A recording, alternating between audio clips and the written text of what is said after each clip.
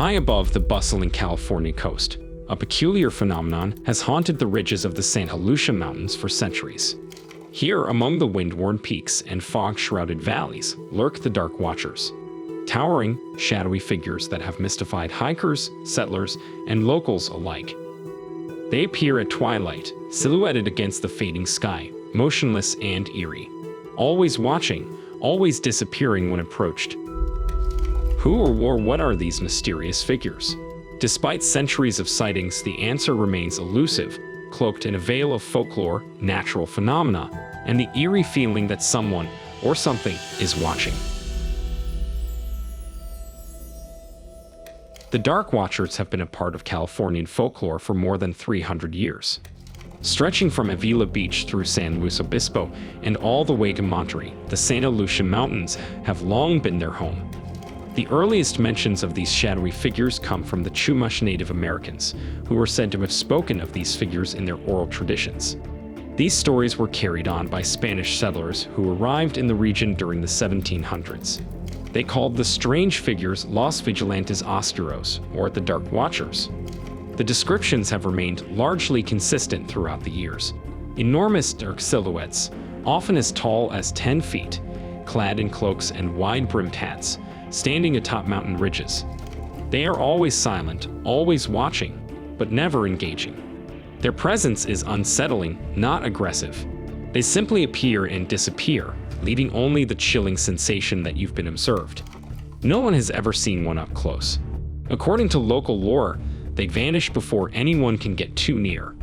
Sometimes they dissolve into the twilight itself, as though they were never really there. But ask anyone familiar with the region, and they'll tell you the Dark Watchers are real. Perhaps the most famous references to the Dark Watchers come from the American literary canon. In John Steinbeck's 1938 short story Flight, the Watchers make a haunting appearance. The protagonist, a young man fleeing into the Santa Lucia Mountains after killing a man, is warned by his mother to avoid the Dark Watchers. She tells him, "When thou comest to the high mountains, if thou seest any of the dark watching men, go not near to them, nor try to speak to them." True to form, the Watchers later appear, staring down at the boy from the ridges, but they vanish before he can react.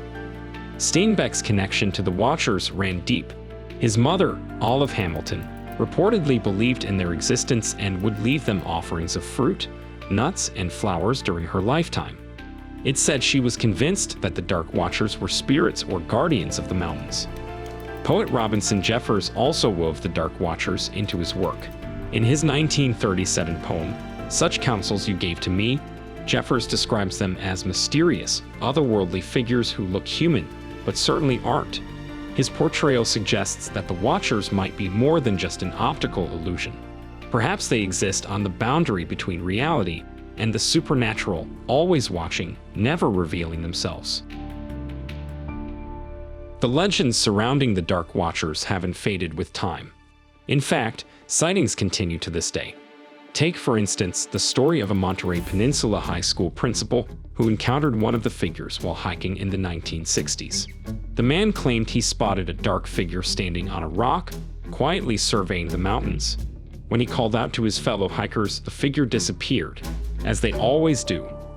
More recently, locals and travelers alike have reported eerie encounters. Some describe the figures as tall men in wide-brimmed hats and capes, their outlines barely distinguishable from the twilight sky. Others recount more chilling experiences, seeing a watcher from a distance, then turning back only to find it vanished without a trace.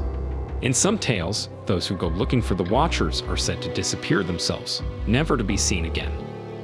One recent witness, Linda from Madera, California, described seeing a tall, thin figure standing in the shadows, watching her. "I froze and kept my eyes on it," she said. "I thought if I turned my back, it would get me." Others, like Joey from Silmar, California, have seen the figures in broad daylight, describing them as darker than dark. Despite the clear light, the figures remain elusive, always melting into the shadows before anyone can get too close. As with any phenomenon that straddles the line between the paranormal and the unexplained, the Dark Watchers have their skeptics. While some continue to believe the figures are supernatural, others look for more scientific explanations. One popular theory is pareidolia, the brain's tendency to see familiar patterns, such as faces or figures, in random stimuli. As the sun sets over the rugged terrain of the Santa Lucia Mountains, long shadows stretch across the landscape. To a tired or anxious hiker, it might not be hard to mistake a rock or a tree for a human figure standing on the ridge. Another theory points to the Brocken specter, a well-documented optical illusion. This phenomenon occurs when the sun is low in the sky, casting a person's shadow onto a cloud bank or mist. The result is a large, often distorted figure that appears to loom in the distance. In certain conditions, the shadow might even appear surrounded by a halo of light. This effect is named after the Brocken, a peak in Germany where such illusions are frequently seen. Given the foggy conditions along California's coast, the Brocken specter could easily explain many dark watcher sightings. But while these theories might offer plausible explanations, they don't fully account for the eerie sensation that many witnesses describe. The feeling of being watched. Could wind patterns, isolation, or even infrasound, low-frequency vibrations, be contributing to these experiences? Some psychologists have suggested that infrasound, which can be produced by wind, might create feelings of unease and anxiety, heightening a person's perception of supernatural activity. In the end, the Dark Watchers remain a mystery, one that seems to defy logical explanation. Are they a figment of our pattern-seeking minds, conjured up by shadows and mist, or are they something more? For centuries, these silent sentinels have watched over the Santa Lucia Mountains, appearing and disappearing at will, as if they belong to another world just beyond our reach. Whether they are real, imagined, or somewhere in between, one thing is certain. The legend of the Dark Watchers will continue to haunt the coastal mountains of California for generations to come. So if you ever find yourself hiking at twilight, and you catch a glimpse of a tall, dark figure on the ridge, watching, waiting, don't be surprised. Just remember the advice of Steinbeck's protagonist. Go not near to them, nor try to speak to them, because no one knows what might happen if you do.